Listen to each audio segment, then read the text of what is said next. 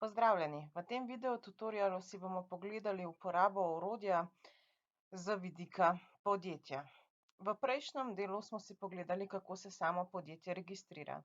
Ko na elektronski naslov prejmete potrditveno sporočilo z uporabniškim imenom in geslom ter povezavo, se nato prijavite. Greste na spletno povezavo www.kompetence.di-slovenija.si ali pa preko naslovne strani di-slovenija.si najdete torej zavihek ocena digitalnih kompetenc in znanj, ki vas popelje do strani, na kateri smo bili prej. Ko imate vtipkan elektronski naslov, ki je tudi hkrati vaše uporabniško ime in geslo, kliknemo gumb naprej. Malo počakamo in pridemo na pozdravno stran, kjer je na hitro in na kratko razloženo, kako samo orodje poteka in kako lahko spremljate kompetence in digitalna znanja vaših zaposlenih. Kliknemo gumb naprej in pridemo na nadzorno ploščo samega podjetja. Na vaši levi strani najdete torej naziv vašega podjetja. Spodaj najdete tudi katalog digitalnih kompetenc in znanj, kjer je vse bolj podrobno razloženo, odjava, gumb za uredi geslo in pa če potrebujete kakršnokoli pomoč. Tukajle so vaši kontaktni podatki.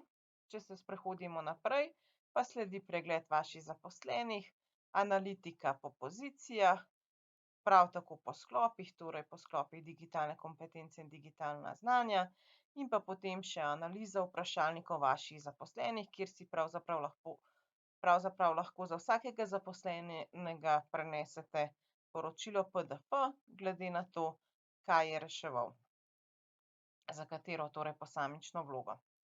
Pa si poglejmo od začetka, poskusimo dodati novo zaposleno osebo. Torej, kako to naredimo? Kliknemo na tale plus, napišemo ime in priimek zaposlenega, nato elektronski naslov, določimo mu tudi pozicijo v podjetju, recimo, da je Jani zaposlen kot projektni vodja, in tukaj lahko izberemo vprašalnike, za katere želimo, da jih Jani, naš zaposleni, izpolni. Torej, določimo lahko projektnega vodja, prav tako pa mu lahko določimo tudi preostale vprašalnike, ali samo za njegovo pozicijo, lahko pa tudi za druge pozicije, ki nas morda zanimajo rezultati njegovih digitalnih kompetenc in znanj. Recimo v tem primeru bomo izbrali še za proizvodnjo in pa za produktnega. Kliknemo shrani. Vse te izbire lahko v nadaljevanju tudi spreminjamo. Torej, če želi zaposleni izpolniti še kakšen drug vprašalnik, lahko seveda vedno dopolnimo. Kako spremenimo samega zaposlenega? Samo kliknemo tukajle na svinčnik in izberemo, katere pozicije oziroma vprašalnike mu želimo omogočiti. Nato kliknemo gumb shrani.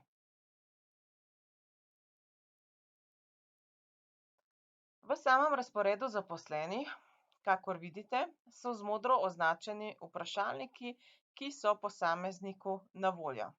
Z zeleno so označeni vprašalniki oziroma z zeleno so označeni vprašalniki, ki pri zaposlenem ocenjujejo napredno raven digitalnih kompetenc in znanj za posamično pozicijo.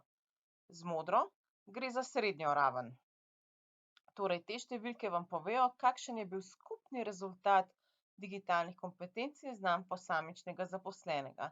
Tukajle zgoraj vidimo, kateri so ocena vprašalnika, in se samo sprehodimo po matriki. Prav tako lahko tukaj prenesemo PDF in pa Excel po zaposlenih. Torej, če želimo pogledati analitiko, lahko za posameznega zaposlenega kliknemo Prenesi Excel. Malce počakamo.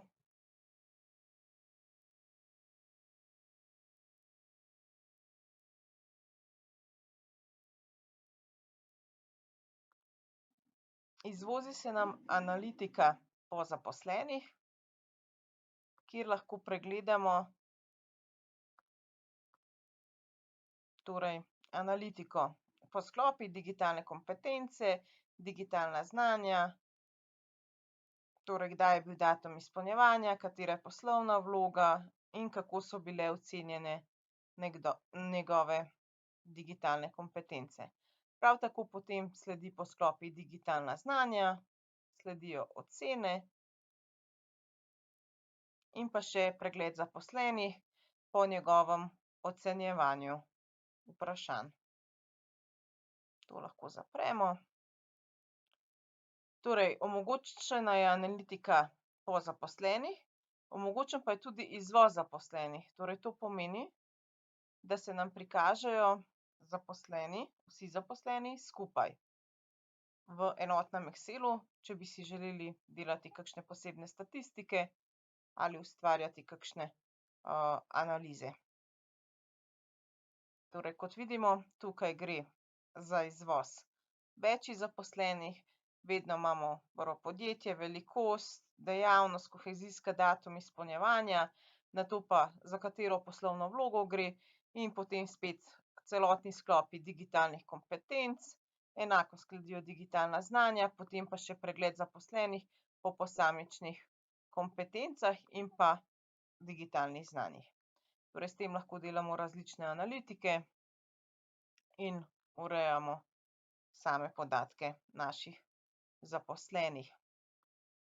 Prav tako pa je analitika tudi spodaj, tukaj gre za hiter pregled analitike, torej po pozicijah, po vlogah zaposlenih, vidimo, koliko uporabnikov je dodeljenih na posamično vlogo, torej tukaj gledamo za projektnega vodja, 3 uporabniki imajo dostop do vprašalnikov, en uporabnik pa je izpolnil vprašalnik.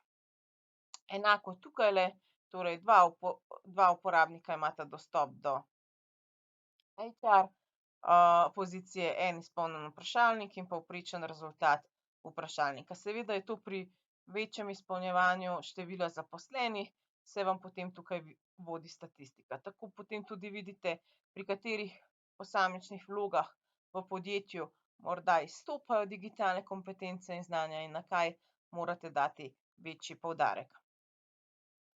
Sledi še po sklopih, torej da vidite nekako, kakšen je povprečen rezultat vprašalnikov po sklopih, torej skupni in pa po vlogah in pa potem še glede na digitalna znanja. Seveda sledijo torej tudi analiza vprašalnikov, kjer lahko iščete ali po vlogah zaposlenih, recimo želimo samo za projektne vodje, to lahko potem izklopimo, se nam prenesejo vsi, lahko za HR, torej tukaj vidimo same te povzetke. Lahko pa iščemo tudi po zaposlenemu, recimo Ana Novak, in se nam izpišejo vsi njeni rešeni vprašalniki. Torej imate tukaj analizo vprašalnikov za vsakega posamičnega. Prav tako si lahko prenesete torej PDF poročilo, v katerem lahko preberete in razberete bolj natančno njegovo oceno in samo poročilo. Poročilo je sestavljeno prvo iz celotne ocene, torej kakšen je bil rezultat vprašalnika, za kakšno raven doseganja digitalnih kompetenc znanj gre, potem je rezultat po sklopih, torej nizka raven, srednja raven 2 in pa napredna raven, obarvane so po barvah.